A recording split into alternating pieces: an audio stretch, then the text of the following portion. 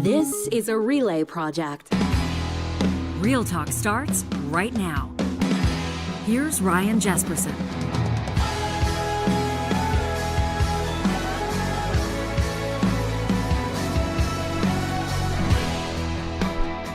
Grateful to have you here with us, Real Talkers, on a special edition of the show. Kind of a fun one. If you're a geek like me, if you're into politics like I am, and obviously you are, because why else would you be here? It's great to have you joining us. Loved how our most recent episode unfolded. We have Spencer Fernando, a conservative commentator, or at least now an independent commentator. Interesting comments from Spencer, wasn't it, about his kind of his personal evolution and where he puts himself on the political spectrum right now.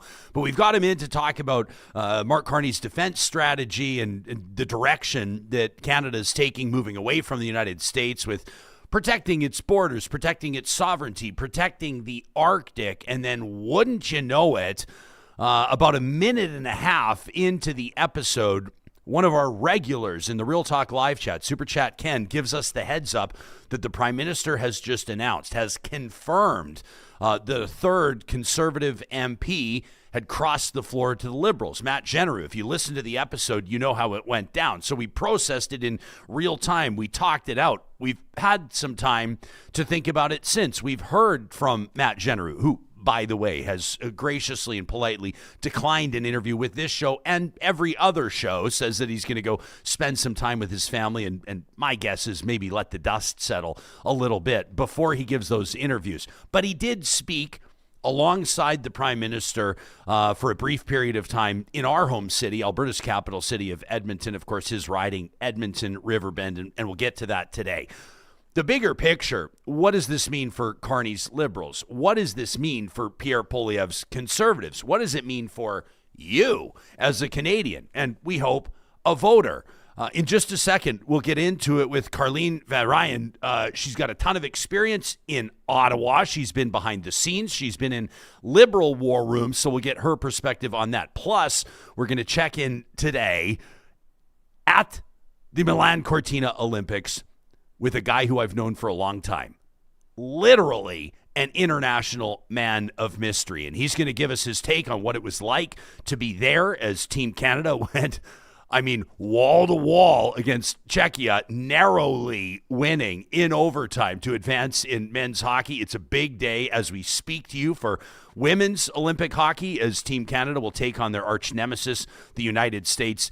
Greg's going to be joining us, my good pal, from the Oval. He's watching speed skating, and he's going to check in with the show and give us a firsthand account. An Olympic-themed Alberta Wins as well today, presented by Play Alberta. As we get the show officially rolling, I want to remind you that Hansen Distillery is celebrating Canadian involvement and Canadian achievements at the 2026 Winter Games. You can always find Hansen online at hansendistillery.com. That's Edmonton's original distillery, built on prairie grit and a rebellious spirit. You know, at Hansen, they don't just make spirits, they craft them with the kind of national pride and precision that turns a family moonshine legacy into an award-winning distillery. It's time to lift your spirits with some truly innovative, locally made spirits, whether it's a pour of Northern Eyes whiskey like you're seeing on our screen right now, that special edition 7-year aged. They've got 5-year aged as well, or maybe a shot of Orange Blossom. You've earned the right to celebrate. And as we're watching the Winter Olympic Games, of course, we, along with our friends at Hansen, are wishing all of our Canadian athletes the absolute best as they're out there chasing gold. And we're back here raising a glass of Alberta's finest to their success. Hansen Distillery is innovative spirits for thirsty souls. So here's to a February worth celebrating. Made right here. You can find them wherever you buy premium Alberta spirits, and you can always find them online at hansendistillery.com. We'll get to Carlene in just a moment. Let's hear from Matt Jeneroux, the longtime Conservative politician, both at the provincial and federal levels, had announced several months ago that he was calling it a political career, that he was moving on. The plan was in spring for him to step away and presumably trigger a by-election. But that is clearly no longer the plan. As Matt Jeneroux says, Mark Carney's Davos speech, you're about to hear that right now. It was the Davos speech that swayed him to reach back out to the PMO. Jeneroux says it was him reaching out to the PMO, not the other way around. And here's what he told reporters in a brief statement just a short time ago. Thank you everybody for coming here to on a cold day in Edmonton, but especially you, Prime Minister. It is a real pleasure to have you here in Edmonton. You're always welcome in Edmonton, and we have a lot of history, both of us here in Edmonton, and it's a beautiful part of our country. So I had announced my resignation back in November, largely due to family reasons, but quite simply couldn't sit on the sidelines after seeing what the Prime Minister was, the ambitious agenda he was undertaking across the country and across the world. And quite honestly, it was the speech in Davos where you took everything head on, and I think for me that's where a lot of the world changed. I think it opened a lot of eyes for Canadians, Albertans, Edmontonians, just how serious this national media crisis truly is. And it's for me, it felt disingenuine and quite simply wrong to be sitting on the sidelines anymore. So I reached out to the Prime Minister's office, and we'll be joining his caucus, and I couldn't be more proud to say this to you. Excellent. Fantastic. Thank you guys. All right, so a handshake for the cameras. You can hear them clicking there as we say hello to Carlene Variyan. She's been a Liberal War Room spokesperson through 3 federal elections. She served as chief of staff to several ministers within that Trudeau Liberal government and a partner at Summa Strategies. I believe making your Real Talk debut, correct? I think so, although I will say back in my staffer days, I definitely pushed more than one minister to come on your show. So I've been behind the scenes before, but never in front of the camera. Well, we sure. Long-time listener, first-time caller. I love that. Long-time, first-time. Music to our ears. Grateful to have you here. And, of course, you can provide this informed perspective for us on how the machine works behind the scenes and just your general observations. You're joining us from Saskatchewan this morning? So I'm actually in Ottawa. Oh, you're in Ottawa right now. So not where the action was happening yesterday. Yeah. Out west, but here in the capital. Yeah, good stuff. Well, thanks for making time for us. Generally speaking, I mean, I think a lot of people were, able to speculate or wrap their minds around whether it was factual or not why Matt Jeneroux might be deciding to leave. And then it had kind of gone quiet when everyone was talking about Edmonton Riverbend. I don't know about you. We were hearing rumblings of who might try to run for the Conservatives, who might try to run for the Liberals, and then all of a sudden the whole thing just gets turned upside down. Yeah. If you think back to November, I mean, I remember, for a period there, like my phone was blowing up with people from out west, people in the capital here, both on the Conservative Liberals and Liberal sides with different takes on what Matt Jeneroux might do as soon as this rumor sort of got out that he was considering at minimum leaving his own caucus and possibly joining the Liberal one. And this was right after Carney had secured that very first floor crosser, Chris D'Entremont, a Conservative MP from Nova Scotia, former provincial cabinet minister, Conservative as well, I believe. And very quickly, you started to hear from Conservative circles a lot of kind of veiled threats about what might be released in terms of information about Mr. Jeneroux that could be embarrassing to him or his family. And pretty quickly in Ottawa, the conversation went to, well, is this going to, are these kinds of threats going to be something that gets him to back off from crossing the floor? Can have different views on whether that's the right way to do business or not. But he did pretty quickly after that put out a statement that he would be resigning as an MP. So we didn't see the floor crossing. I don't think I had it on my bingo card that we would see him rear his head again, pop up again. But here we are. I think I do want to emphasize off the top, Ryan, just how difficult I imagine yesterday would have been for someone like Matt Jeneroux.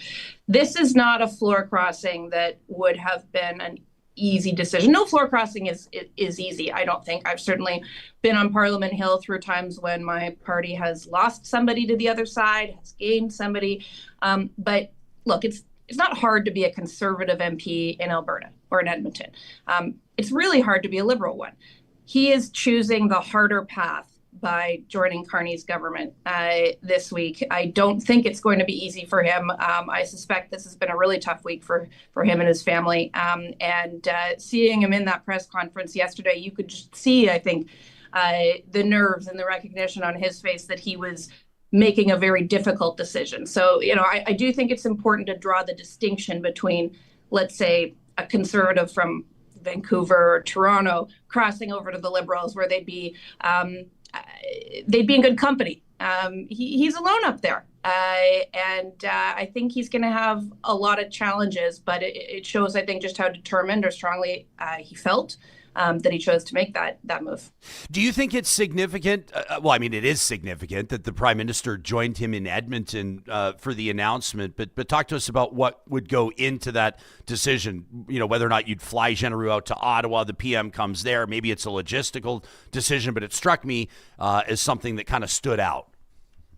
It was. I don't think I think of a floor crossing scenario where the announcement didn't happen in Ottawa in recent history.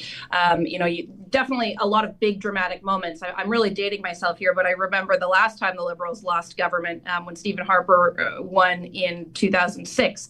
And our caucus had just lost all of these MPs, but we still had a large majority in the opposition.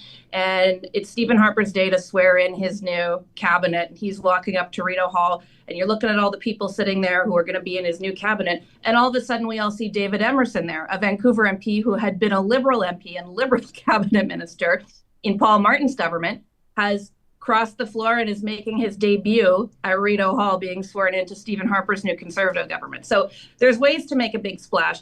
I think this Prime Minister is a guy who has a real sense of story and narrative, his own story of being someone from Northwest Territory who grew up, went to high school in Edmonton. He's made abundantly clear since he entered politics that is really important to him, that those roots matter to him. And so the fact that he was able to recruit a new caucus member from his hometown, I think probably mattered a great deal personally to him. He happened to be out west anyway. He had some pre-existing meetings, engagements out in Vancouver. So I think the stars aligned really well here. And he probably said to his team, hey, look, can we just stop in Edmonton and do it there, do it on the ground, do it in the riding where his constituents are and speak to them directly. And I think that was a really smart political move.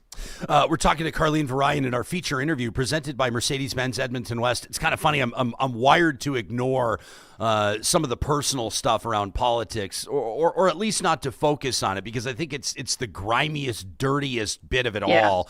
But I do think it's relevant, and I want to circle back to what you alluded to, and that was that Jeneroux had reportedly had rumored to be subject to threats to people that were planning to smear him on personal matters. I saw some tweets that were trending yesterday, thousands of likes, suggesting that they were going to divulge details to Matt Jeneroux's wife about what he was doing when he was in Ottawa. I mean, obviously, everybody can read through the fog here on what people are implying and what people are trying to say. I heard from Mr. Jeneroux himself the account of his tense interaction with Andrew Scheer when he had first announced, or rather, he had not announced his upcoming or his pending resignation. He had confirmed that he had spoken to Prime Minister Carney. This was a number of months ago, and my words, not Matt's. Andrew Scheer absolutely blew a gasket, and I have to wonder if stuff like this, the bullying and the posturing and the yelling and the intimidation, could take an MP who was not inclined to set the house on fire on his way out to change his mind and say, you know what, as a matter of fact, if this is how you're going to treat me after my years of service, forget about my loyalty. I'm going to go help them get closer to a majority government. You think that could be the case? Politics is a blood sport, and I don't think that there's a single party leader and party leader's office team across the spectrum, whether it's the Liberals, the Conservatives, the Bloc Québécois, or the NDP, who don't recognize that they have to be tough with their caucus, and they have to sometimes use not just a carrot but a stick to ensure that there's caucus discipline on key issues at key moments. But there's a difference between being a strong leader and being a bully. I think that what you've seen in terms of the way Mr. Jeneroux was was treated over the last number of months definitely treads into that territory that is really bully territory. And I'm not a lawyer, but it sounds a lot like blackmail in certain respects as well. I'll leave that for others to ascertain. It is the type of behavior that if you're already wavering, I can easily see would make a person feel like, well, if this is how they treat the people that are part of their family, is this a family I want to be a part of? And as you said, there's a lot that's been put out there on social media, and certainly by some accounts I've seen that are not necessarily officially connected to conservative leadership, but maybe are connected behind the scenes.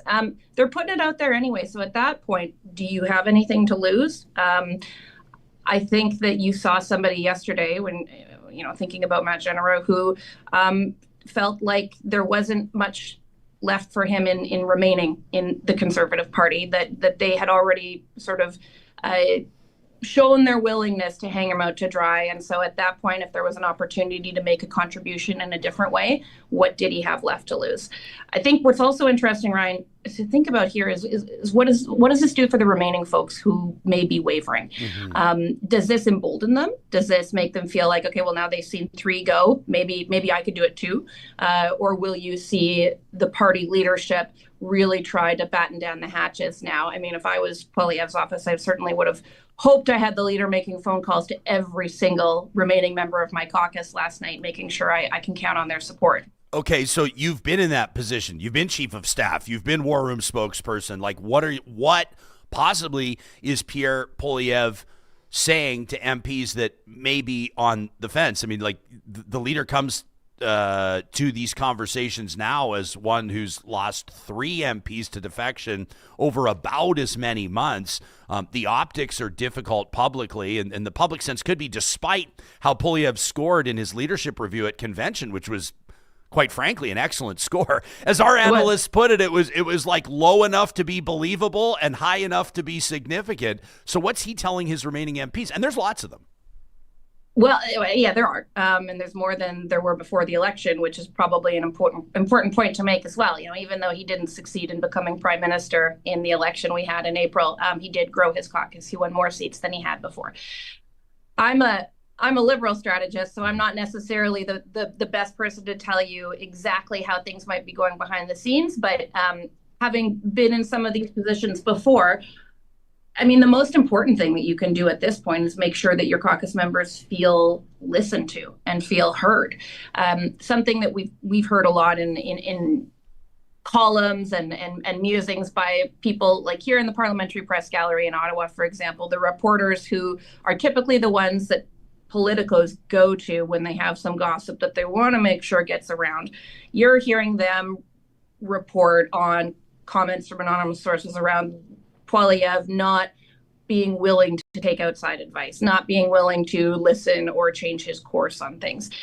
This is one of those moments when the best thing he can possibly do is probably get on the phone, have frank conversations with his caucus members and say, what do I need to do to stop the bleeding? He's probably also just coming off of a moment when he has been putting a lot of pressure on his caucus to deliver that high level of support. The work that would have gone into that ground game leading up to the Conservative Convention to secure that high level of support for his leadership would have meant a lot of active work by riding associations of held ridings and those MPs ensuring that they got out the vote in support of the leader. So he's just made this big ask of them over the last couple of months. And now he's going to have to go back to that well again and say, look, I know you just ensured that I had the support of the party membership. Now I need your help ensuring that I have the support of our remaining caucus members. It's not an enviable position to be in. Like, I honestly, Ryan, I can't think of a comparison in terms of a case study in recent history where a leader's dealt with this many blows in such a short period of time. We haven't even mentioned Jamil Javani yet. And, well, exactly. And I don't know. We had the prime minister in here last year. We talked to him about his environmental caucus, and this was at an interesting time. Obviously, you've got this Alberta MOU signed, and Mark Carney appears to be pretty open to, significant policy moves from that Trudeau regime, right? In particular on national infrastructure and energy expansion. And we talked about the costs that he may pay within his own caucus. Of course, he talked about solidarity and everybody with the focus and everything you would expect a leader to say. But that's about as close as an example as I can come of the two current leaders, the big ones, Carney and Poilievre, potentially dealing with splits or misalignment within their caucus. It appears to be, and it has been over time, much more of a challenge for conservative leaders that have tried to keep big tent parties. Like Jason Kenney had real issues during COVID in Alberta. Stephen Harper had his own issues here, but Pierre Poilievre, I mean, you've got an MP going down to the White House, reportedly meeting with the president himself, coming back and saying that Canadians are having an anti-American hissy fit. I mean, folks in Giovanni's own riding that are employees at GM, I would imagine, would feel misrepresented there. So if you're a conservative MP that says, yeah, I want to be heard, but my perspective is drastically different than Giovanni's, as an example, what's Poilievre supposed to do? This is where it gets really interesting, Ryan. And I think there's two things I want to pick up on that you said. The first is how you, as a party leader, keep a hold on your caucus. I think it's important to acknowledge that's always going to be easier in government than in opposition because people want to be part of a winning team. For Mark Carney, he has some members of his caucus and some more progressive-leaning wings of the party who don't necessarily feel totally at ease with the way that he has embraced the resource sector, perhaps by some definitions taken a few steps backward on climate action. But at the end of the day, every single person in that caucus only has their job today because of Mark Carney. They were looking at a total wipeout before he took over the leadership of the party. That's a powerful motivation to stay in line and to find a way to share and express your dissidence in a constructive way. Pierre Poilievre doesn't have that advantage. So no matter how strong of a leader you are, how strong of a politician you are, when you are the leader of an opposition party that has struggled for over a decade to get back into power, it's just that much harder to motivate your caucus and to keep them on side. The second thing I just want to observe is more about that big tent and keeping the party together, because I think that's part of what is so interesting about what's going on in the conservative movement right now. And like you and I are both prairie people, we know that there are a few different branches of conservatism. You've got your sort of business conservatives that are mostly care about policies that are center around ensuring that we can have strong economic growth, a free market, that kind of thing. You've got what I like to call the God Squad, which are the people that, come at it more from a faith-based perspective. And then you've got this kind of new stream of Canadian MAGA light sort of conservatives, which I think is part of, Jespo and Johnny is part of that. Pierre Poilievre has a really difficult job of keeping all of those branches of the party together. And he has made some choices, right? I mean, ever since the convoy occupation in Ottawa back in 2022, he has made choices to allow certain branches of his party have a voice that is perhaps louder than others. And so when you see people like Matt Jeneroux, who I think by most definitions would probably be characterized as a progressive conservative type of person, you do have to ask the question, did he leave his party or did his party leave him? Pierre Poilievre may be the leader of the party, but people like Jespo and Johnny are increasingly being seen as the leader of the movement. And those can be really challenging things when a party is in a distress, like a position of distress. Well, that's such an interesting point, the leader of the party versus the leader of the movement. We're talking to Carlene Variyan in our feature interview presented by Mercedes-Benz Edmonton West. I want to get into our live chat powered by Park Power in just a little bit. I want to pick your brain. A lot of Canadian conservatives in particular this week are calling for automatic by-elections anytime somebody crosses the floor. I want to pick your brain on that in just a second. Before we do, Real Talkers, you may notice this coat that I'm wearing here today. This is brand new, and I am loving it. I popped into the Helm, and I said, guys, I need something casual that I can still wear to business meetings. It'll still be professional on camera. I walked into their third-story retail experience. 3 stories of luxury casual and custom menswear. Absolutely stunning. And the team there says to me, Jespo, have you checked out the Stone Island collection? And I gasped when I saw it. I tried it on and immediately took it to the front to pay for it. The fit was perfect, and I'm absolutely loving it. Stone Island has just landed at the helm, featuring innovative fabrics, utilitarian design, and iconic compass-badged staples. You can see them online, browse the full collection, explore the latest arrivals at thehelmclothing.com, or pop into store and have them help you out. You see that vest you're seeing there? Remember, I wore that on the show a couple of days ago. I'm absolutely in love with Stone Island. Remember, if you shop at The Helm in person, let them know that you're there because you heard about it on Real Talk. And if you're shopping online at thehelmclothing.com, the promo code REALTALK, all one word, Real Talk, will knock 10% off your entire order. Real Talk, all one word, 10% off at thehelmclothing.com. Our friends at Solar by Kuby are reminding you that they are taking bookings for the installation season that will be here before you know it. That's right, their crews will be back up on the roofs in Alberta, BC, Yukon, Saskatchewan, Western Canada's busiest solar installer. The schedule's filling up quick, so if you want to start putting more money in your family's pocket as you go green, you're going to want to make sure you get your free quote today so their engineers can get working on your project. And don't forget, if you're a first responder anywhere in Canada, in particular in Western Canada, and we're talking 911 operators, search and rescue personnel, military members, you got it. You qualify for the Powering Those Who Protect program. That's 5% right off the top of your solar project. The Powering Those Who Protect initiative at kuby.ca. California Closets is ready to talk to you. Their team of designers, they're having these free consultations through every week. No risk, no obligation. They sit down with homeowners across Western Canada who are looking to level up.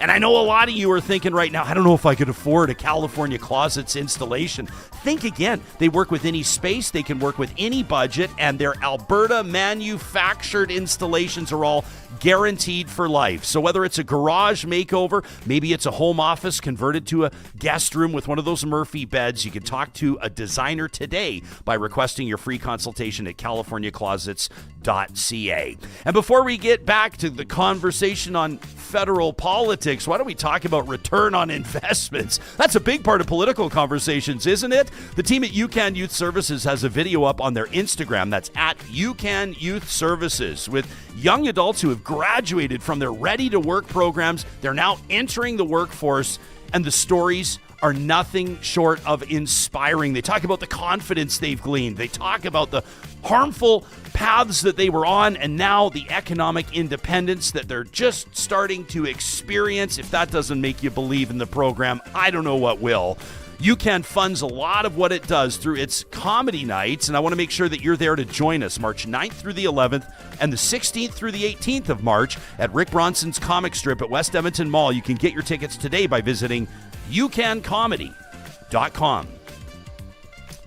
We're hanging out with Carlene Variyan, longtime political strategist, staffer, and now a partner at Summa Strategies in our feature interview presented by Mercedes-Benz Edmonton West. We have a dynamic and engaged live chat audience. I know I don't need to tell you that, Carlene, and a lot of takes on the floor crossing here. We've got this from Tracy, who says, I don't love floor crossings, but I do understand if you're like an evidence-based science believer, why you might join the Liberals. I haven't heard Pierre Poilievre denying science lately, but maybe I missed it. Super Chat Ken says, I'm not a fan of floor crossing. Common theme here. Says, but it is a reality in Canada. He says, 80 MPs have crossed the floor over the past 25 years. Politicians are opportunistic. He says, people shouldn't be shocked by that. MetaModern says, anybody who recognizes the Conservative Party no longer shares a relationship with reality are jumping ship. Tony says she figures that Matt Jeneroux might be the nail in Pierre Poilievre's political coffin. I don't know about that. I mean, he scores well in the leadership review, but Tony's right. It's a tough look. And on top of that, I don't know how you feel about this. 3 different regions represented with the defectors. You got Nova Scotia with D'Entremont, you got Ontario with Ma, and now you have Alberta with Jeneroux. Am I reading too much into that?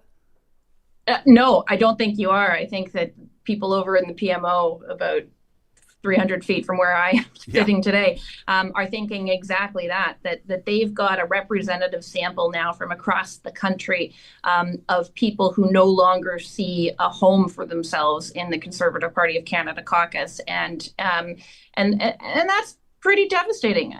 In terms of the comments that are in the chat, I do think there's one thing I want to emphasize that is unique about this one. And I'll compare it to the last floor crossing that we saw from Pierre Poilievre's caucus just before Christmas, Michael Ma, a Toronto area MP. I said it before, but, it's not that hard to be a conservative and cross the floor to join the Liberals when you represent Toronto, right? You got a lot of friends around you. You're surrounded by a sea of red as it is. The people in your community who have likely voted Liberal in the past are probably going to continue to feel relatively well represented by you. Matt Jeneroux is a totally different case. Like, this is not a situation of trading in the blue tie for a red life vest because he feels like he has no chance of getting reelected the next time unless he runs as a Liberal. The opposite is probably the case. I mean, this guy's going to have a really tough time getting reelected in the next election as a Liberal candidate if he chooses to run again. So this is not a choice that represents or reflects necessarily his own interests, to me. I think it's one that probably reflects some pretty deeply held beliefs and values. Should they be allowed? It's an age-old question. And, my hot take on this is nothing's ever going to change. Floor crossings have been a part of parliamentary democracy in Canada, in the UK, and elsewhere for like centuries. It's never going to change because every party stands to potentially benefit from it. It was only 8 years ago, that the Conservatives recruited a floor crosser from Justin Trudeau's Liberal caucus while they were in government. You didn't hear them saying at that time that floor crossings should trigger immediate by-elections or that they shouldn't be allowed. Every party benefits from this at some point in time, and the cycle goes round and round. So I don't think you're ever going to see enough political motivation across party lines to pass any kind of rules or motions that prevent this from happening in the House of Commons. But we'll continue to have these debates every time, and that's perfectly okay. Yeah, and I get it. Like when you say that that's how politics works, and it is, and there's strategy behind it, and it's a chess game, and I have a great appreciation for that. And also, I can understand, like, if you're just like in this case a grassroots Alberta conservative that knocked doors for Matt Jeneroux and donated to the campaign, and now he's sitting there shaking hands with Mark Carney. This is going to piss you off to no end. Big time. There's a lot of people, and politics is local. This guy has been a federal MP, and before that a provincial MLA for a long time. He likely has a lot of people on his riding association, longtime donors, people that he has counted on to knock on doors with him in 4 or 5 or 6 elections, however many he's run in. Those are really personal bonds that get developed over campaign periods at a local level. And those relationships, I assume, have all been kind of severed very suddenly. I think that's probably very hard for those people. If I put myself in their shoes, I certainly can't imagine feeling very positively about it, and probably tough for Matt too. Does that mean that it should not be allowed? Probably not. But it does, it does underscore, I think, how serious these decisions are and why it's so infrequent that you typically see floor crossings happen. Yeah, you talk about the political risk that Matt Jeneroux may take, or the island that he sort of steps onto. He'll have Eleanor Olszewski as a Liberal cabinet. Well, I shouldn't say cabinet colleague. We don't know what Jeneroux's going to get out of this, but as a colleague anyway, in Edmonton, and then you've of course got Corey Downing.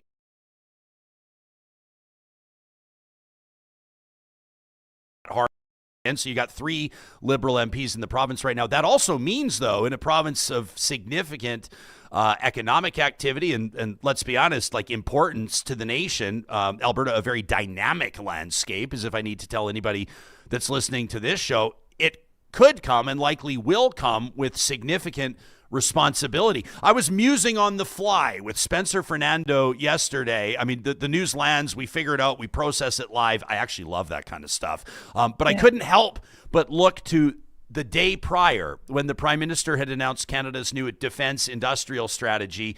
I think you could make a compelling argument, and our next episode will have a roundtable where we really dig into this, but a compelling argument that Edmonton, of all Canadian municipalities, stands to benefit more and to see more investment than anywhere else in Canada. And Jeneroux's riding, Edmonton Riverbend, it doesn't envelop the Edmonton International Airport, but it borders it. And this is a guy that's very familiar with that region, and I can't help but wonder if maybe a promise or an indication that he could participate at a significant level with rolling out that new defense strategy might be a carrot. Do you think I'm stretching too far?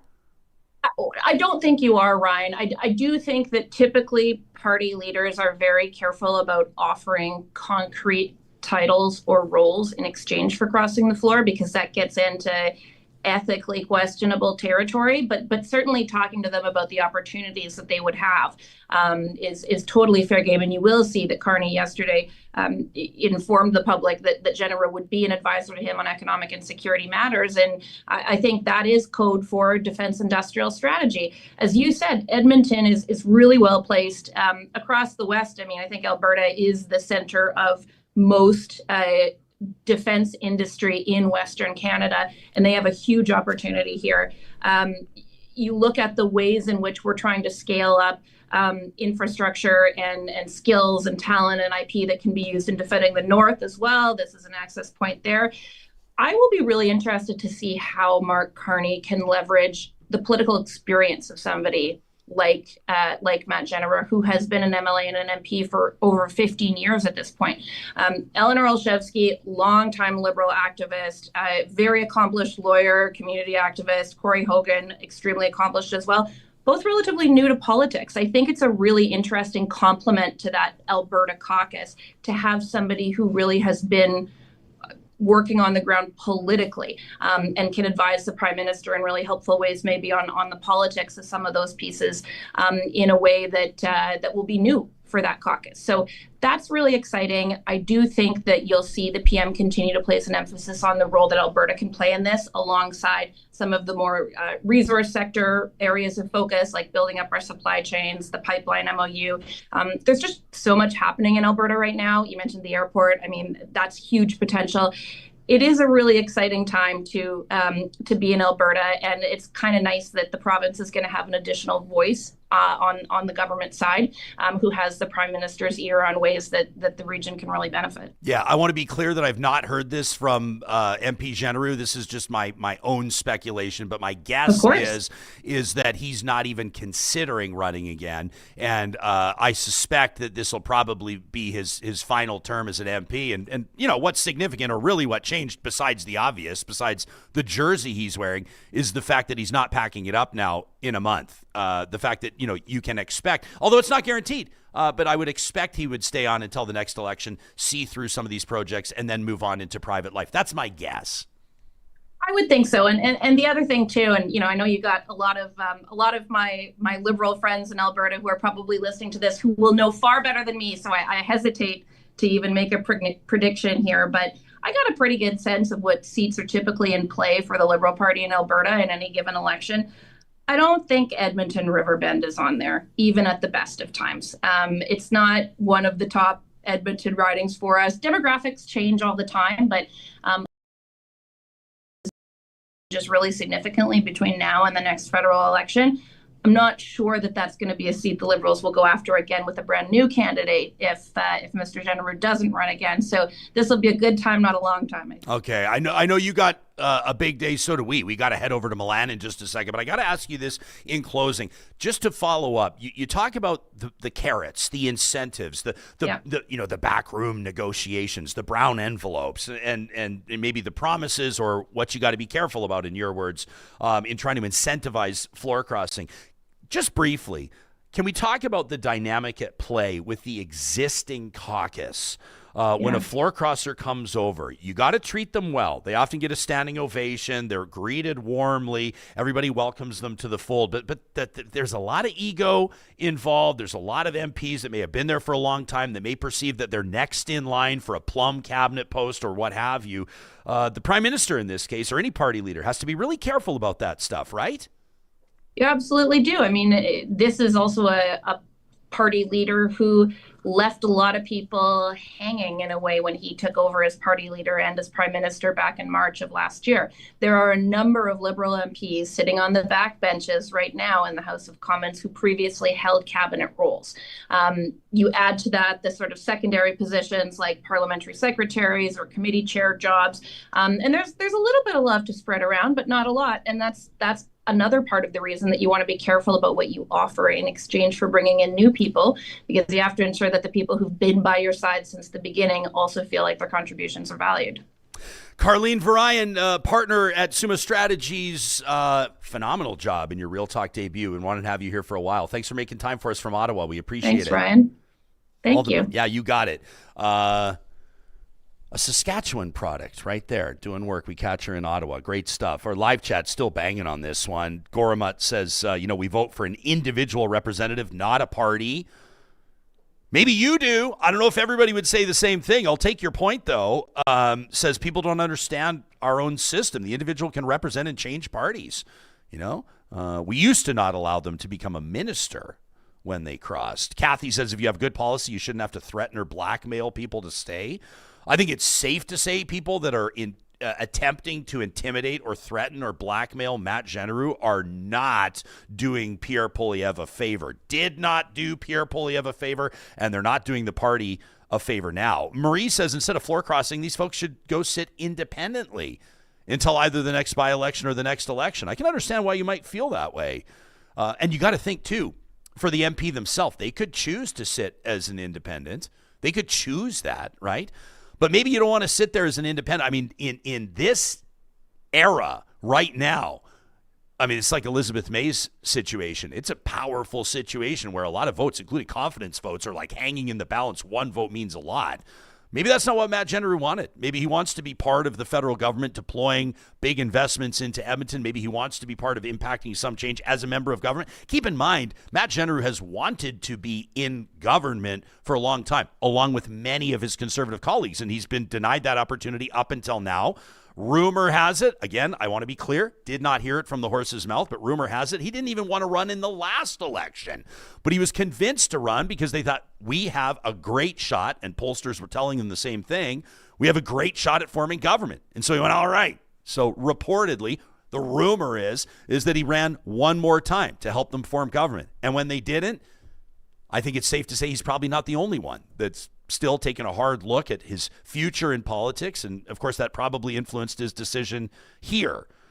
A lot of you are wondering if it's true that Matt Jeneroux lives in Vancouver. I can tell you that it is not true. He has a residence in Alberta. His wife practices medicine out on the West Coast. She lives out there.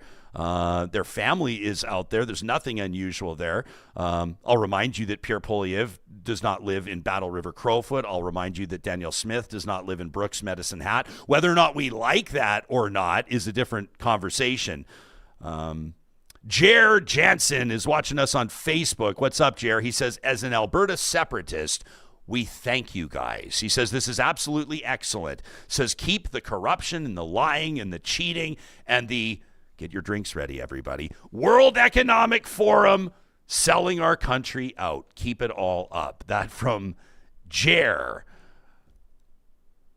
Keep the comments coming. I don't know if I feel like a by-election would be mandatory in a situation like this. I can see the argument, though. I absolutely understand why you would be choked if you voted for party and person, but in particular for party, and then the person you volunteered for and raised money for and knocked doors for crosses the floor. I get it. You would take that personally, of course. It's understandable. Ms. KD says it is possible to be excited to join a team but still feel uneasy about leaving the other team. This is no different than leaving your job for a competing company when the opportunity is better for you. That's such a great point.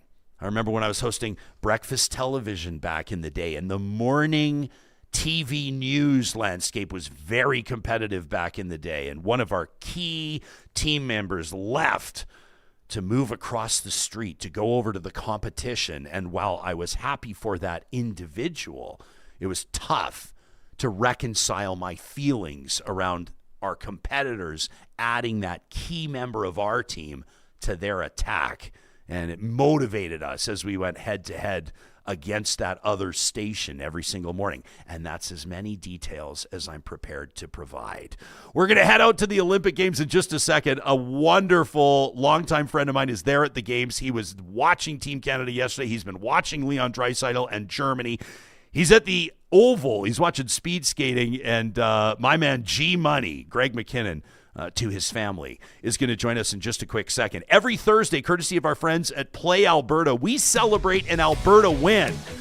This is an Albertan or a group making a real impact in the world around them. And of course, through these Olympic Games, many real talkers have been sending in your Alberta wins to talk at RyanJesperson.com, and that includes Kathryn with a K. Kathryn with a K says, Jespo, there's a lot of talk about the medal count here. There's a lot of celebration of the gold medal winning or the Olympic record-setting athletes and their remarkable achievements. She says, but I think there's a big win in just being there at the Games. Kathryn says, pardon me while I shine a light on a few of my favorite Alberta Olympic stories. Kathryn, we absolutely love this. She says, Mackenzie Boyd Close is the first one that deserves a shout out. 4 years ago, Mackenzie was part of a historic moment at Beijing in 2022 when 12 years after his Olympic debut, he had that clutch jump that secured Canada's first ever Olympic medal in ski jumping. He and his younger teammates won bronze in the inaugural Olympic mixed team jumping event. He also had his career best individual Olympic result back in 2022, finishing 16th in the normal hill. She says, keep in mind, he was just a teenager when he made his first Olympic appearance at Vancouver in 2010. After that, he became the first Canadian jumper to ever fly beyond the 200-meter mark, doing so at an FIS World Cup event in the Czech Republic. Now, Boyd Close, says Kathryn, announced his retirement remarkably before his events in Milano Cortina, saying that 5 Olympics is enough for me to call it a real retirement. This wild sport has given me stories and memories to last a few lifetimes. Says it's also been very hard. It's meant a lot to me, and I'm relieved that I can now say goodbye. Kathryn says a remarkable career. 5 games for Mackenzie Boyd Close. She says next up, also the pride of Calgary. There's a common theme here. The 88 Olympic host city, graduating a ton of Olympic athletes. Abigail Strait made history again in women's ski jumping, thanks in large part to a masterful final round jump in the large hill event at Milano Cortina. Despite windy conditions, says Kathryn, which affected her overall standing and spurred some controversy around whether or not the event should have been paused, Strait tied her own record from the normal hill event earlier in the Games, finishing 11th for the best Olympic result by a Canadian woman ever in an individual ski jumping event. Abigail Strait and her teammate Nicole Moore's participation in the large hill event, says Kathryn, will inspire Canadian ski jumpers for years. A really cool quote from Abigail Strait, who says, I'm friends with a lot of the girls. I've known a lot of them since I was 14. I've grown up with them. If you open up your eyes and pay attention, you'll see everybody's rise, you see everybody's fall, and you see that everybody's human. Kathryn says, what a remarkable reminder. And finally, she says, we must celebrate Beatty Podolsky and Kaylee Allen, also both from, yeah, you got it, Calgary, Alberta, who no matter the result made history as the first pair to ever race in luge women's doubles for Team Canada. Kathryn says it was extra special for this duo to crack the top 10 in this inaugural women's doubles event. She says the pair from Alberta had just over a year to train together. They headed into the Games with a bronze medal as part of Canada's relay team at the World Championships in Whistler. Says, I was particularly struck by what Podolsky said in an interview, quote, we're here hopefully to be an inspiration to younger girls in the sport. Kathryn wraps her Alberta win by saying the Olympics are not all about the medals. They're about the remarkable stories of dedication, commitment, and superhuman achievement. These Alberta athletes represented us in magnificent fashion, and that is an Alberta win. Kathryn with a K, we totally agree. And thank you for sending those in to talk at RyanJesperson.com. Kathryn qualifies to win a ticket to join us in the Play Alberta suite at the March 21st game with the Oilers taking on the Tampa Bay Lightning. You know, Albertans are winning every single day on the Play Alberta app and at playalberta.ca, your one-stop shop for casino, sports, and lottery. You know, someone just won $100,000 the other day on one of those casino games. There's more than 100 of them. Some of them with jackpots worth millions. You can download the app today or visit the website. That's playalberta.ca. You must be 18 or over to play. And if you do gamble, don't forget, use your game sense. Well, what a treat it is right now on the heels of that celebration of the Olympic spirit to head out live to the 2026 Winter Olympic Games in Milano Cortina. We're going to head out to the Oval where Greg Mackinnon, proud Edmontonian, proud Albertan, is there taking in speed skating today. Greg, welcome to the show. Set the scene for us. Wow. I gotta thank you for having me on. This is crazy. I've never been to speed skating before, and it's a complete sea of orange because it's all Netherlands. This is the men's event, but as you can see, it's set up in an expo center. They just built the rink is behind that black curtain. I can head that way if you want to. I just don't know what's going to happen. They go super quiet. Yeah, well, we can hear you beautifully right now, so maybe we'll just stick with that because I know you've been working to find good reception to talk to us. This Olympic journey of yours, and I want to let everybody know they can follow you on Instagram at RamblingManGreg. I hope you get flooded with new followers, Greg. We have you fonted on screen as an international man of mystery, and as long as I've known you to take time every single year to go somewhere wonderful in the world. You have a real wanderlust. How long was this Milano Cortina trip on your radar? You've been planning this for a long time, or is this spontaneous? Well, planning, not me. Tammy's been planning it for probably a year. So she bought all the tickets. We stayed up and bought the tickets when they first come out. And you have to kind of take a leap of faith from what you're getting, especially in hockey. You don't know who the teams are going to be. So I'd say about a year now, buying tickets and accommodations and fighting everything for that. Okay, so you were in the barn, about 24 hours ago when Canada took on a tough Czech team and obviously ran it into overtime in order to advance to the Olympic semifinals. How can you put into words what that experience was like? Unbelievable. I think we had probably, 5 Canadians in our section, and actually some of them were from Edmonton, which was kind of interesting. And the rest were all Czechia, and it's like having McGee from the Oilers in your ear for 3 periods, plus Game 7. It was that much noise and whistling and just insanity. So the lineup we had was, every play is exciting. But Czechia put up a huge fight. And I actually burst a blood vessel in my eye from yelling. So it's a little swollen today. It actually had blood in my eye from that. So that's how insane. And I actually said, I go to Tammy, I go, I think I have arthritis in my little finger. And I was showing it to her. She goes, no, that's when you're punching the little piece of glass in front of you. And so I'll have to get that looked at. Thankfully, she's understood. We're showing for people that are listening to this on the podcast. I'll let them know if you're watching our live stream presented by California Closets. You've got this wonderful video, Jordan Binnington leading the boys out onto the ice, and just an absolute all-star roster there. Is this? I mean, you've seen the Stanley Cup final play out. You've been to a lot of hockey games. How would the vibe in the arena for that game? How would it stack up? Well, I mean, anytime Oiler vibe is totally different. You're all the same fan, and really you have a few spattering the last couple of years of Florida fans.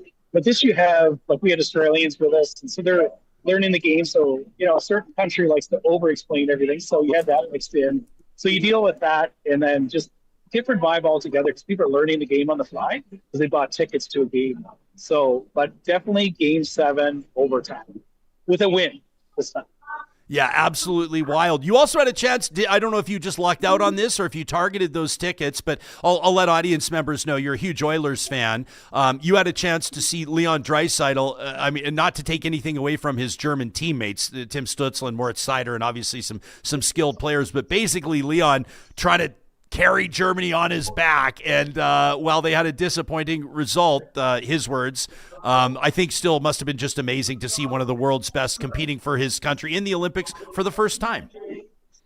Oh man, it was like Draisaitl is so awesome. He's if you could hook a camera up to him 24/7, it would beat any reality show on TV.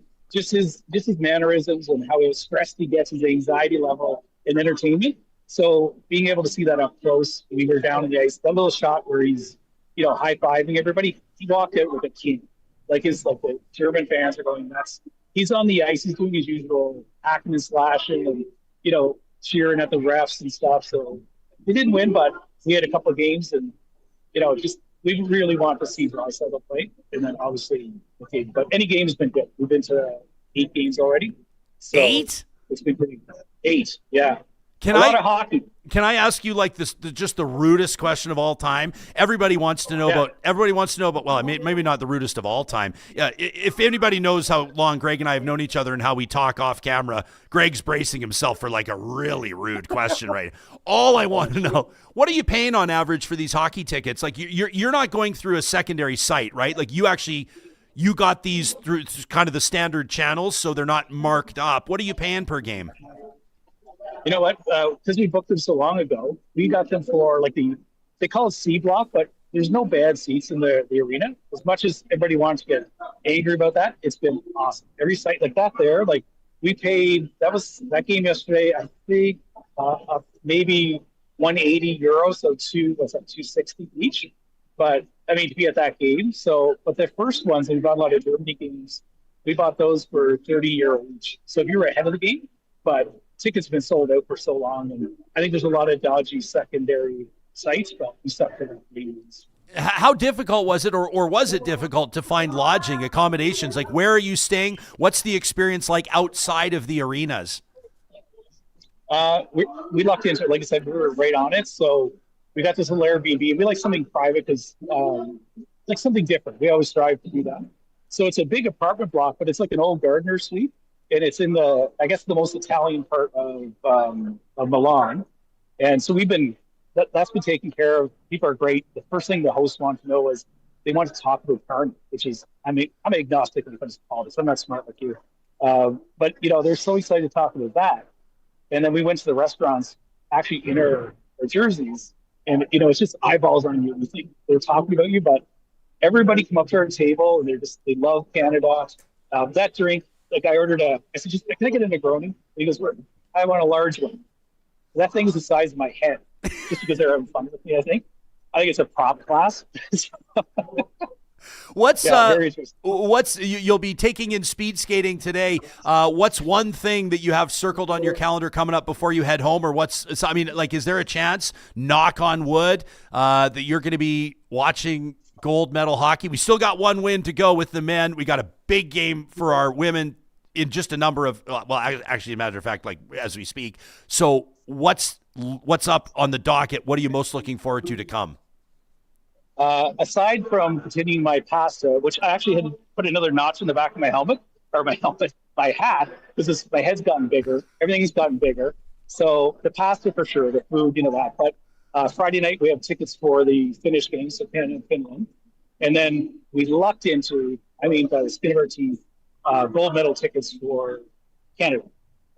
We're going to see. It's going to be Canada. I'm knocking on the wood table for you, buddy.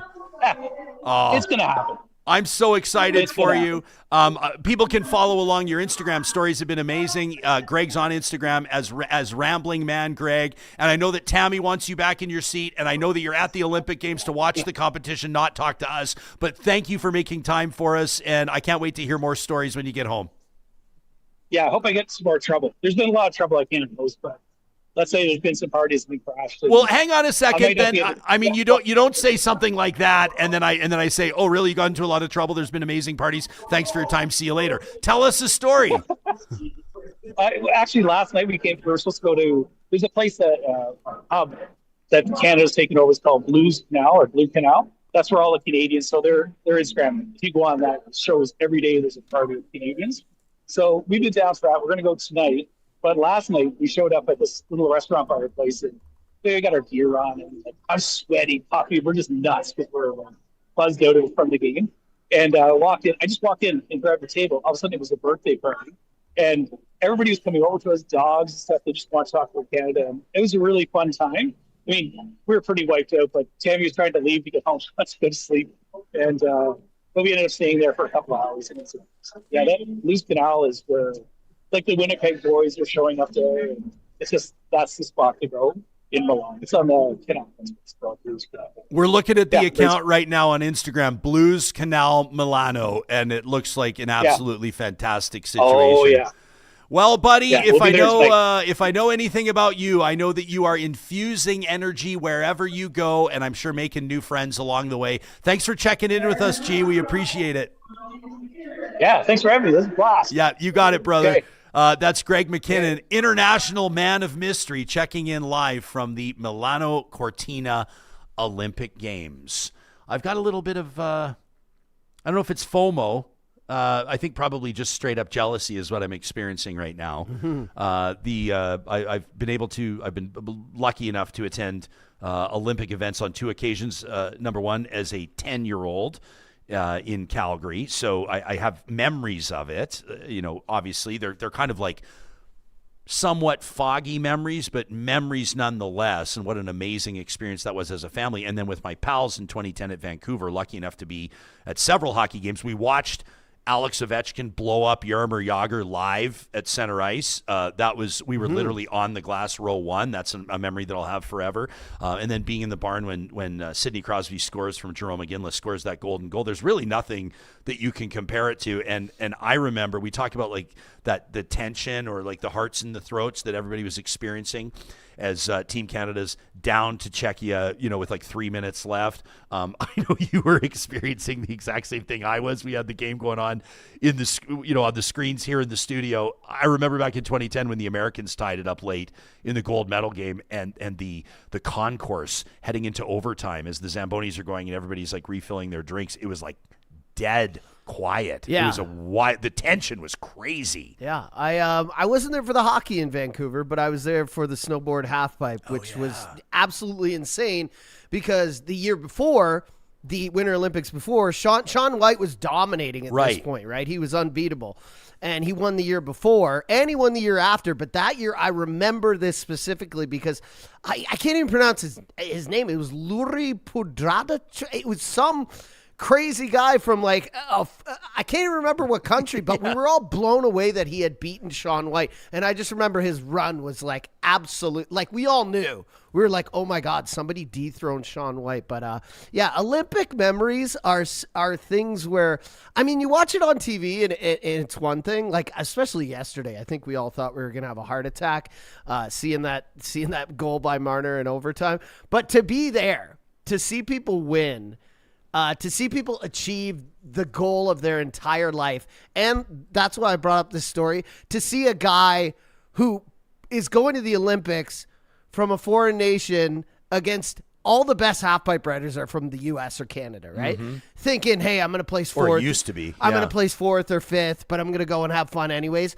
And dethroning the absolute champion of like 15, 20 years of the sport and seeing the guy's face, I was like, this is I don't know if there's anything better. I get it. Winning a Stanley Cup, all these other achievements in sport, winning the Super Bowl, but to represent your country and to become the absolute best at that moment in time when you're at the peak physical condition, I don't think there's any bigger glory as an athlete. Yeah, I've wondered that. Like, and they talk a lot about how, and you can't just say European athletes and then just like assume like they're all the same and they see life the same. No, they talk a lot about how, in particular in hockey, they say that like Olympic medals mean a lot to anybody, but typically, generally speaking, over the years, if you would ask a North American hockey player, would you rather win the Stanley Cup or an Olympic gold medal? They would say the Stanley Cup 10 times out of 10. Whereas if you would ask a European hockey player the same question, the answer may be different.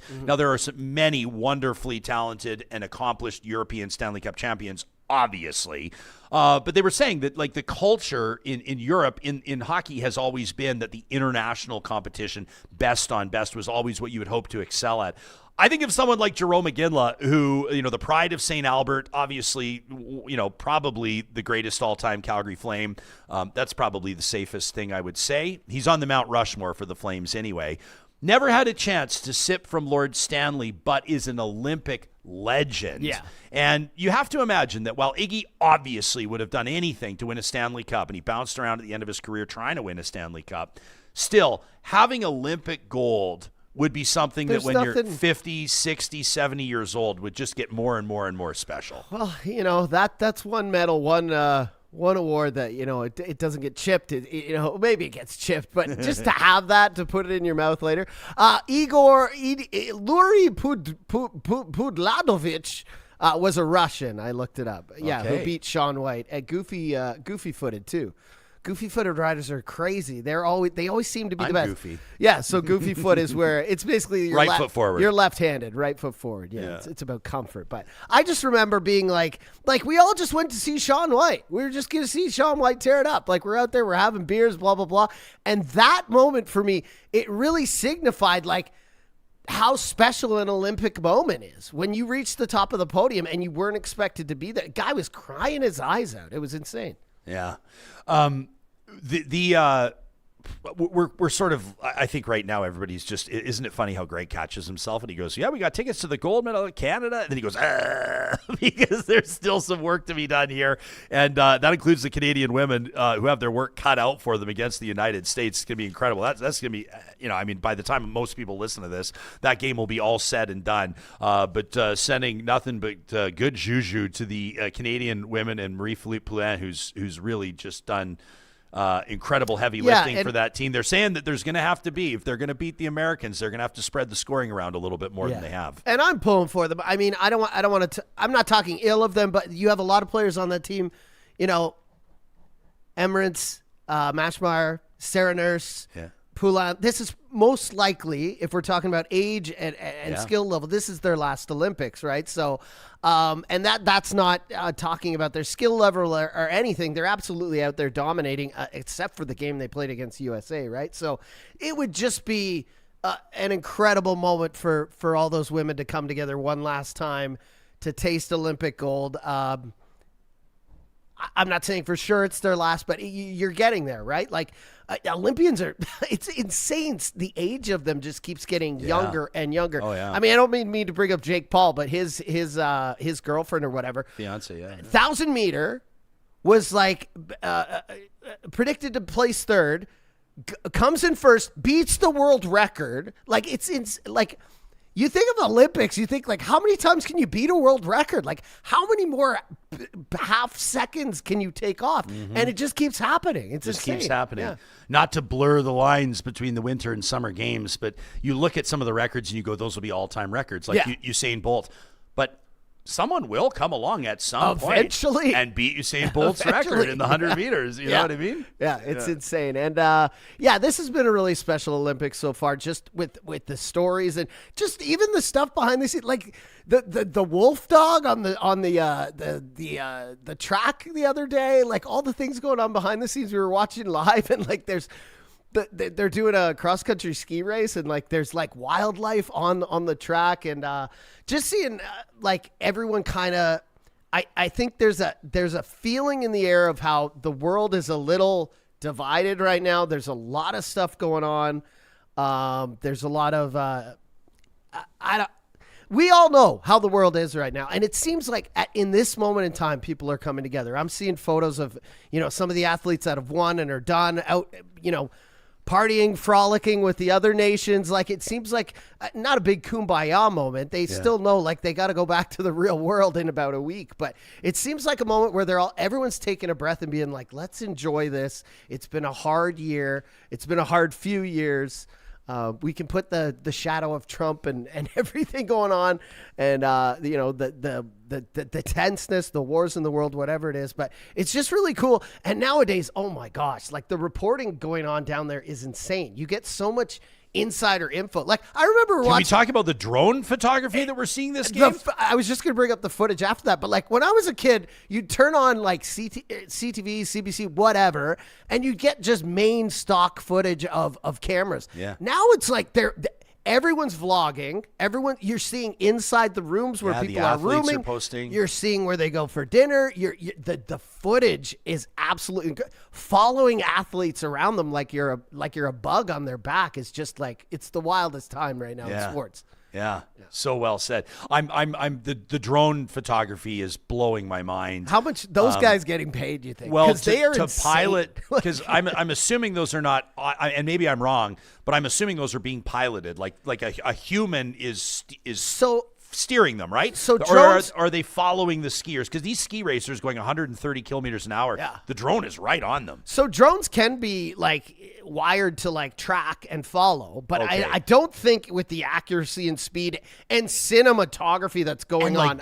They're sending them down the bobsled track? Those are pilots for sure. And those guys are probably Those are little noob try-agains, So, but yeah, super professionals. Nice shout out to Noob Try Again, who shot drone footage at the Real Talk Pond Hockey Classic, did an amazing job. I actually, I love that you take opportunities to shout out people that make contributions to this show. Every once in a while, there's also someone that says something in our live chat, and every fiber of my being says, leave it alone. But if you know me, you know I can't. Oh, gosh. And so I got to get to Sandy, who's trying to pick a fight with me in our live chat right now, because it is, I should almost save it for the flamethrower tomorrow, but I won't. Sandy, you're going to get your wish, and I'm going to take you on.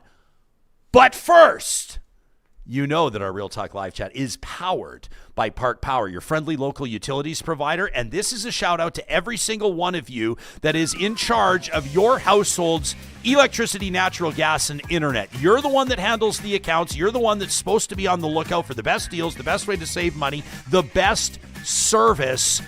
And that's why we're going to make you look like a genius. When you go to parkpower.ca, you can compare rates on electricity, natural gas, and internet. We love partnering with Park Power. Number one, because it's a family-owned Alberta business. Number two, they share 10% of their electricity proceeds with charities, and you get to choose which charity from a long list on their website when you go sign up.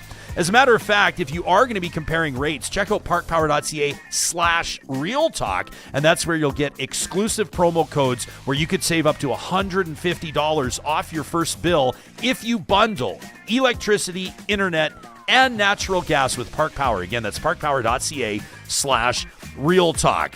Now, chances are, if you're in charge of the family's utilities, you may also be in charge of your family's financial planning. Now, that could include your business's direction. That could include your retirement planning. We want to make sure that North Road Investment Council is on your radar. NorthRoadIC.com is where you can learn more about what sets them apart. A steady hand and a studied voice to guide you through wealth and investing. You know, we talk a lot about these individualized pension plans, the IPPs.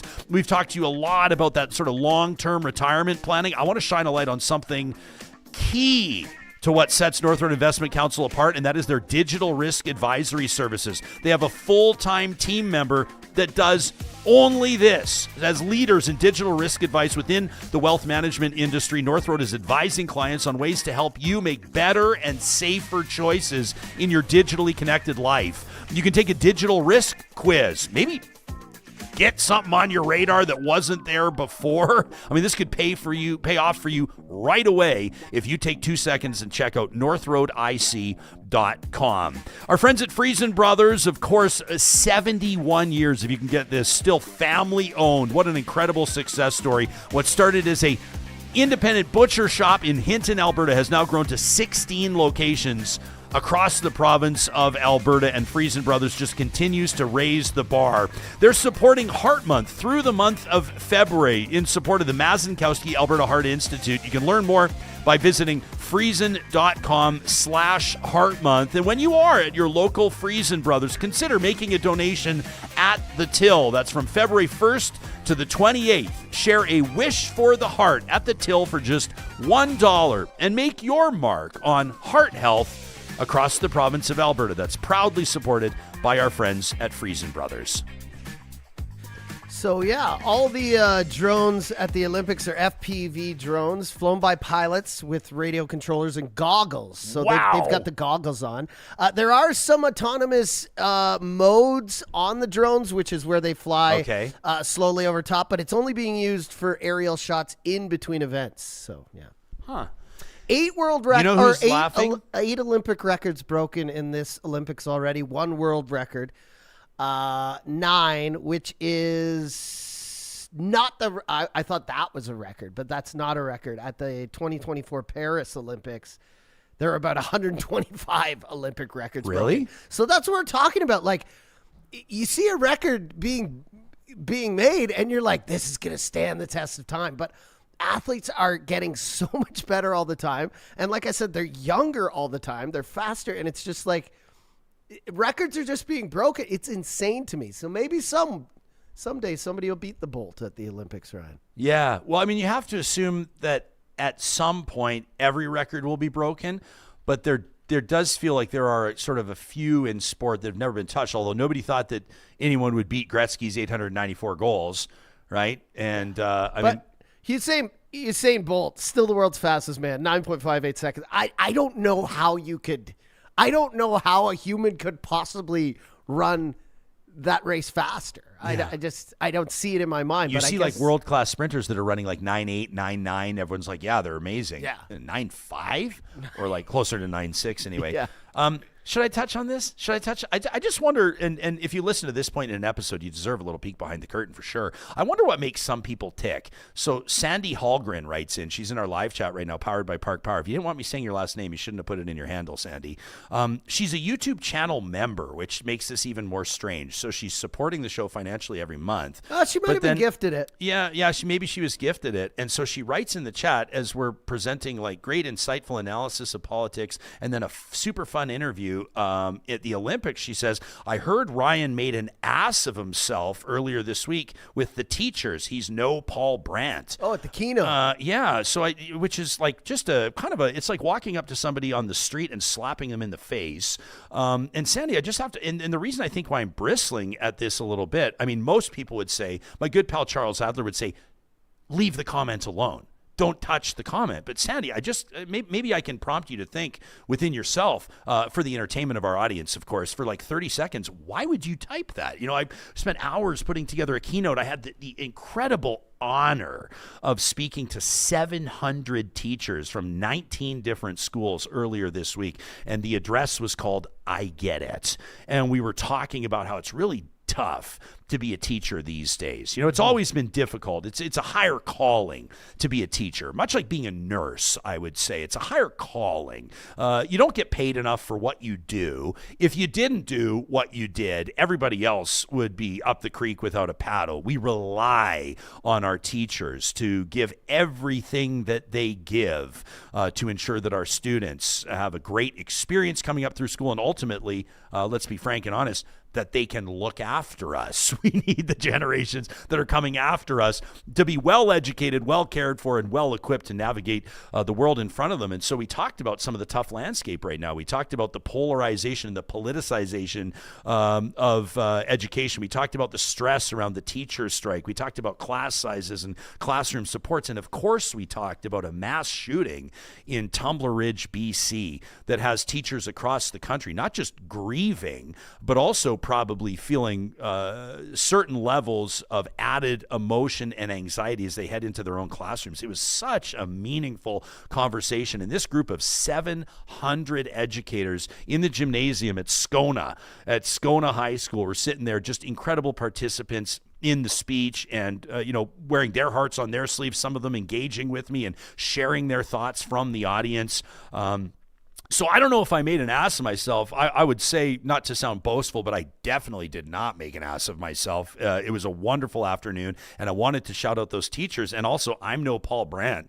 I'm pals with Paul Brandt. We talked about Paul Brandt when his speech was canceled by the ATA, and a lot of people were saying, they're not big fans, including guests on our show, not big fans. I think it was Quick Dick that said, not a big fan of when someone's speaking engagement is canceled just because of a position they may have on something. We need to be able to see things through different perspectives. I talked about Paul's work on advocacy around sex trafficking in Alberta and across the country. So I just kind of, sometimes I wonder what would motivate somebody to pop in and say that. I think I just want to be human for a second and say that a comment like that, as much as it may be intended to like steal the wind out of somebody's sails or discourage somebody, it motivates me more, Sandy. And I just want to take this opportunity to shout out every single educator, every single teacher right now that is managing and dealing with things that the rest of us outside of your profession could never understand,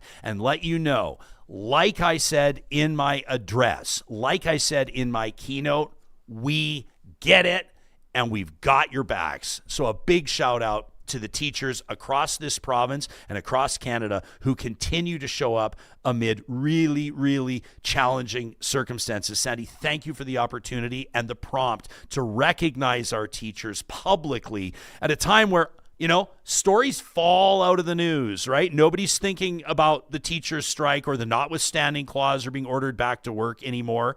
And at risk of sounding insensitive, which is not my intention, I will say, and we've discussed this in communities that experience trauma, over the next week or two, the nation's attention will move on from Tumbler Ridge, and the people in Tumbler Ridge will be left to grapple with and wrestle with and live with the eternal impact of that tragic mass shooting on their community. And it's so important that we don't forget them. And it's so important that we don't forget the bigger ripples that something like this causes. And I would say that if you're picking up your kids at school today, or maybe you hear this tonight and you're dropping off your kids at school tomorrow, give a shout out to the teacher. Maybe drop off some coffees. I read an email. I approached that keynote a little bit differently than I normally do. Typically, we'll do like 40 to 45 minutes and then like a 15-minute Q&A at the end. But this one, we had shared with you, Real Talkers, that we had received, I think at last count, we were doing keyword searches on our inbox, talk@ryanjesperson.com, to get it kind of as accurate as we could, an estimation of the number of emails that we had received around the teachers' strike. And around, we were over 1,200. I think it was closer to 1,300. And obviously we couldn't read those all on the show. Like, we probably read 30 emails on the show, but that leaves a lot on the table. And so we went through and found some really powerful words that you, Real Talkers, had sent into the show. Your perspectives as parents and retired teachers and community members and education students, like in university, that were coming up and deciding where you're going to work.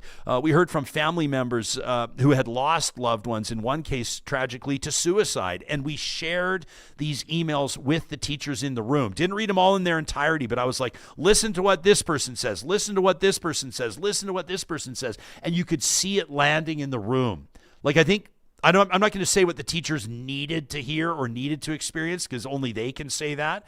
But it struck me that there was huge impact with these teachers hearing. I probably read 20 messages, maybe 25 messages. It took some time, read them 3 or 4 at a time, but it was important, and you could see it landing. You could see people's body language as they heard these words from their fellow Albertans that had been written into this show starting in September of 2025 all the way through to about a week ago when I wrapped up prep for that address. So I just want to thank, a lot of you Real Talkers. You would not know this if I wasn't sharing this today, but like a lot of you had your emails read directly to 700 teachers in a room the other day, and you helped contribute to sharing a very important message of solidarity and support. So I want to thank you guys for that. You never know where or how your engagement with a show like this, and with this show in particular, is going to resonate in the world around you. And we sure appreciate when people take the time to write in.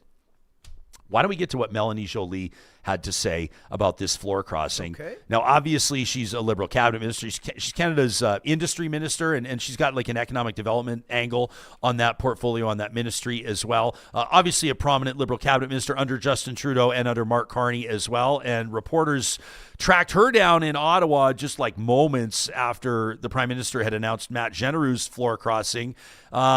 And reporters wanted to know what was happening behind the scenes with the Liberals. But of course, the veteran politician turns around and says, this is just a big problem for the leader of the Conservatives. Pierre Poilievre needs to be explaining why his MP went to Washington and decided, basically Jamil Jivani decided not only to blame the GM workers in Oshawa, the constituency he represents, for the tariffs imposed on them, and, the fact that they're losing their job, but also why didn't he go to Washington and defend Canadian interests? And that's a real problem. So why, she says, did he go to Washington, turning the tables around, saying that this is a problem for Pierre Poilievre? Obviously, she doesn't even want to talk about the government's position on this, really wanted to deflect, to shine the light on Poilievre, which is what you would do strategy-wise in a situation like this. But I think that this is obviously something that is prompting more and more people to wonder, could there be another one? Who could the next 3 by-elections coming up. Those will all be in the mix. If the Liberals can sweep all 3, they would have the 172 seats that they need to form a majority, but that is not a guarantee. You've got in particular that interesting riding in Quebec that's up for grabs, won by the Liberals by 1 seat, originally declared a win for the Bloc Québécois, the Supreme Court. This may have been flying under your radar, Real Talkers, just under a week ago. We're talking to you on the 19th of February. I think this would have been on the 13th of February, if I remember correctly. The Supreme Court of Canada saying that this has got to go back.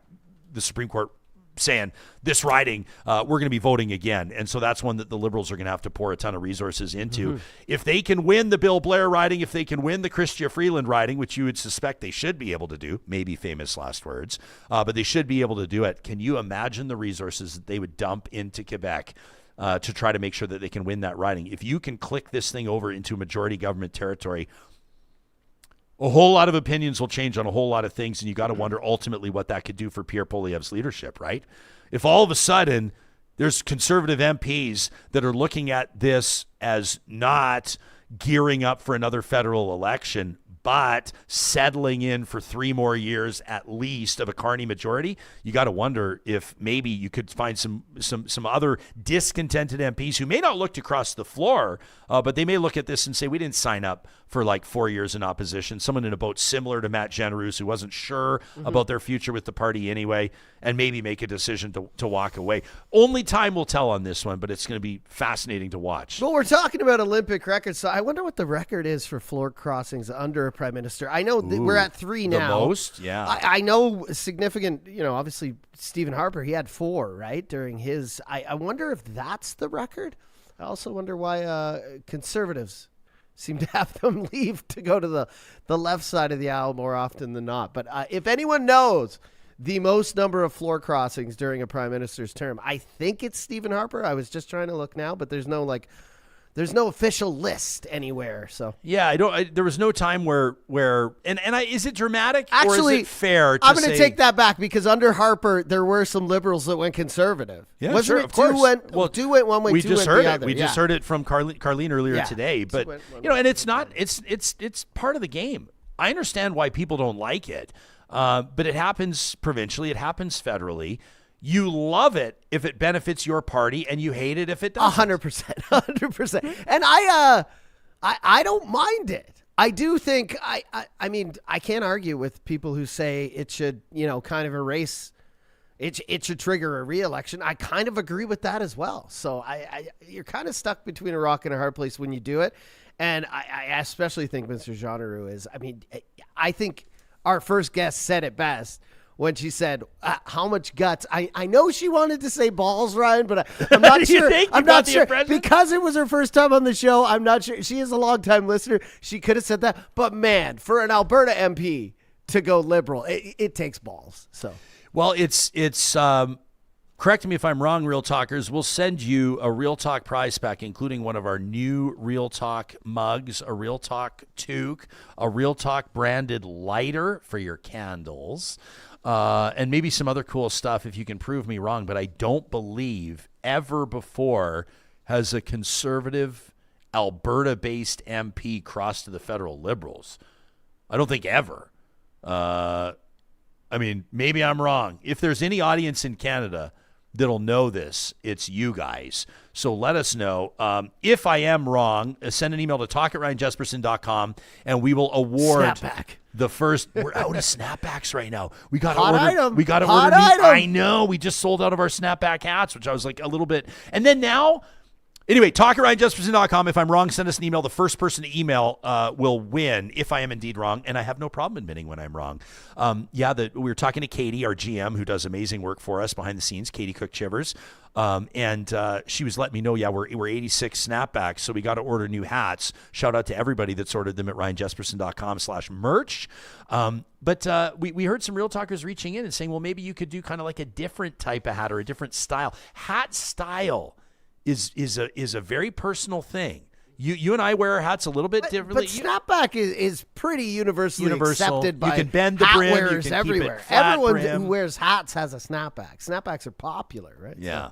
MetaModern is very cynical that the Real Talk lighters have been designed to light candles. Ambustion says, I do not use my Real Talk lighter for candles. I use mine for candles in my apartment every week. Yeah. What I would say is that if you do use your Real Talk lighter to light just an absolute gagger, preferably Joy Botanicals, proudly produced right here in Alberta, then maybe use that same lighter to light a candle after, so your place can smell like cannabis and patchouli. That would be my advice to you. People are wondering if we're going to talk about Prince Andrew. He's not a prince anymore. I don't know if we want to get into this. I don't know if I have much to add to this.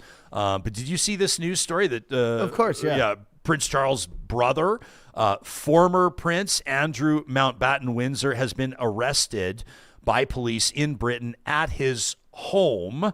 Now they say, at least early reports, and again, I'm referencing CBC's reporting on this. I saw BBC obviously has done reporting at length here, as has The Independent and others. But the former prince and brother of King Charles, arrested in his Berkshire home on Thursday.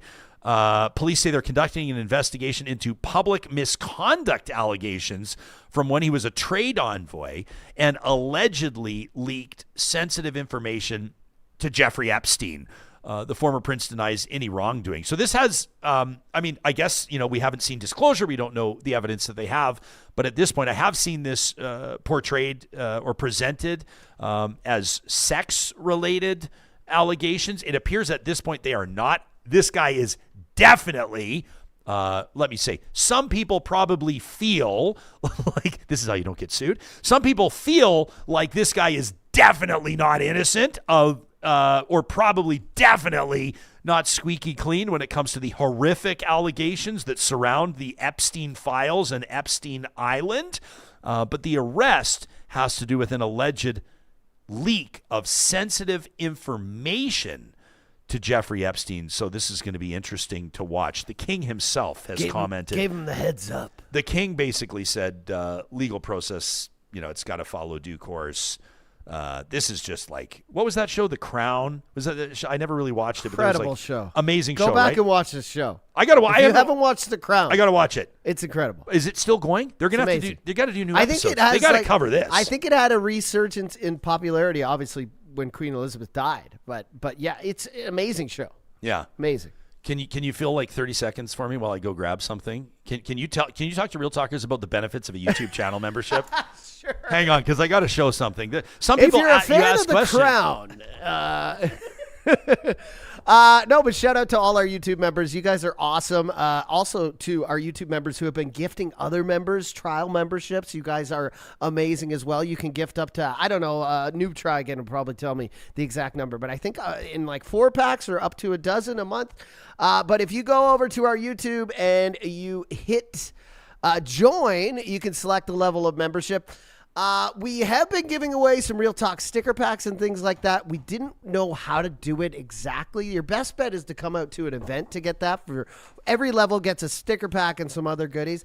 We didn't want to do things like ask for your home address. We feel like that's kind of invading your privacy and Katie things like will ask for it. She'll ask for your address. But we gave out some sticker packs at the Real Talk Pond Hockey. And of course, we just announced the date for our Real Talk Golf Classic as well. If you come there. Yeah, the 18th. Yeah, if you come there and you're a member, you'll get your sticker pack. Of course, the second level gets you a few other things, including entrance into our Discord, which is now being facilitated and being moderated by 2 of our members. Amazing and dudes. We've got sub crates and sub chats, whereas everything was kind of like all in one, and it was getting a little annoying. Now we've got different topics. Well, we didn't know what. I don't say we. I didn't know what I was doing with Discord. Well, I had seen that the strategist, I mean, if you've been on the strategist Discord, it's insane. There's a lot like going on. 150 It's a little sub-chats going on. Respectfully. But with ours, we just wanted to organize it a little better. But anyways, that is members chat only, and that goes on 24 hours a day. I try to keep in there as much as I can, but now we've got some moderators watching. And, of course, our final level is VIP, and that is incredible. This year's VIP, we took them out to lunch. Yeah. We took them on a studio tour. You basically get to do whatever you want. You get our personal cell phone numbers. Yeah, you can come to our houses. Yeah, we'll come and boost your car in the winter, that kind of thing. So choose a level, become a member. We love you. Amazing job. Thank you very much. This guy is like a veteran radio personality. You say, can you fill 30 seconds? He's like, I'll take 4 minutes. Don't worry about it. But he can do it. If I boost your car, that's going to be like a pay me back kind of thing because I have a 20-year-old vehicle. I'm going to ask you to boost my car sometime. When you show up to boost people's cars, you like spin some cool music and like there's a soundtrack. I've got hand warmers. I've got a doobie ready. We're going to hang out. I like it. There's going to be a lot of people that are like, this show's talking about doobies like a lot. Welcome to Real Talk. And a shout out to Justin and Darren who do an amazing job for us on the Real Talk community chat on Discord. You can check out our website, ryanjesperson.com under Connect if you want to learn more about that, including supporting us on Patreon. Here's what I had to figure out because MetaModern writes in our live chat, powered by Park Power, your friendly local utilities provider, with a very niche question, a very specific question. And I had to check for myself because I didn't actually know the answer. And MetaModern says, and by the way, Jillian says, new mugs? What? Yeah. Check these out. I mean, these are unreal. I am loving these new mugs. By the way, there was just a slight delay because our former supplier, we work only with Canadian suppliers. The flat top. And they directed us to a new supplier in the United States. We said, thanks, no thanks. And so we had to wait till we found a new one. I absolutely love this new style. If you go to ryanjesperson.com, you can find it under the merch. And MetaModern, with a very specific question, says, does the new mug have a spot to rest a doobie? I understand that people may want to have a doobie with their coffee. If you're not into this, that's totally okay. And we are not encouraging anybody to do anything you're not already doing or not comfortable with. Is that a good caveat? Is that a fair disclaimer before we have a little fun here? So here we have it. Here's the new mug. And let's see, on behalf, we're going to do this research for MetaModern. I want to see, not only does it have a spot to rest a doobie, but it appears as though, let's see, what do I have here? Does it have a spot to rest like 2 minimum and maybe even 3? What do you think, Johnny? At least 3, and MetaModern potentially like this, the makeup of this mug. No, I'm going to cap it at 3.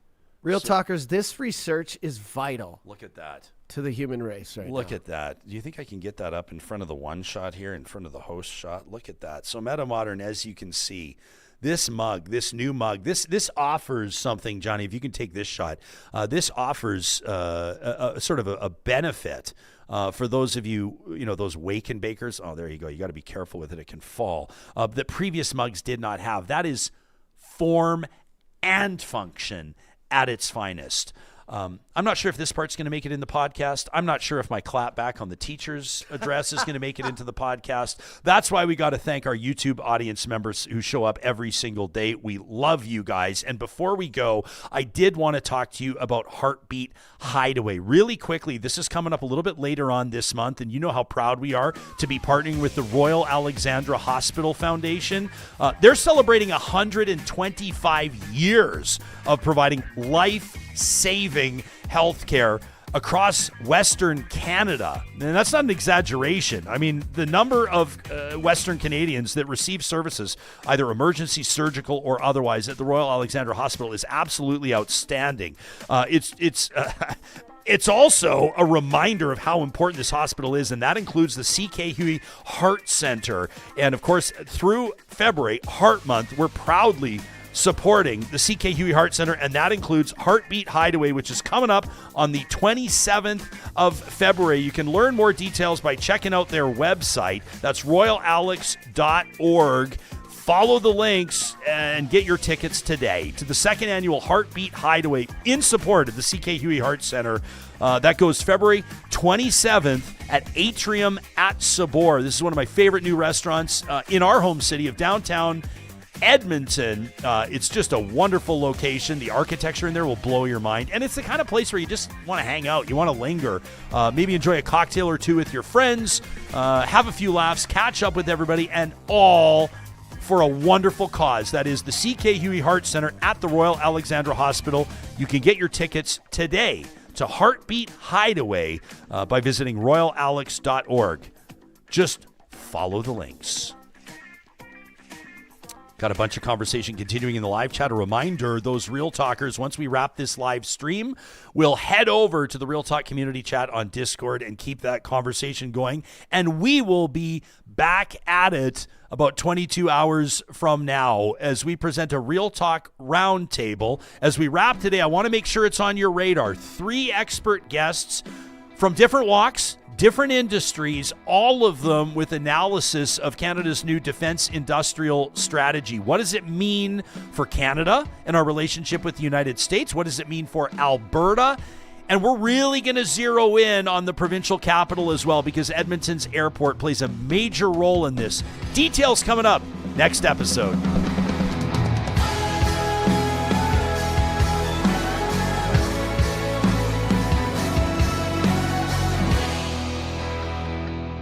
Real Talk is hosted by Ryan Jesperson, executive producer Josh Dunford, technical producer John Hicks, general manager Katie Cook-Chivers, account coordinator Lawrence Derlego, human resources Lena Shepard, website design Mike Johnston, voiceover by me, Carrie Skelton, member emerita Julie Rohr. Real Talk is recorded in Edmonton, Alberta on Treaty 6 territory, the traditional and ancestral territory of the Cree, Dene, Blackfoot, Saulteaux, and Nakota Sioux, home to the Métis settlements and the Métis Nation of Alberta. Real Talk is a relay project. For more, check out ryanjesperson.com.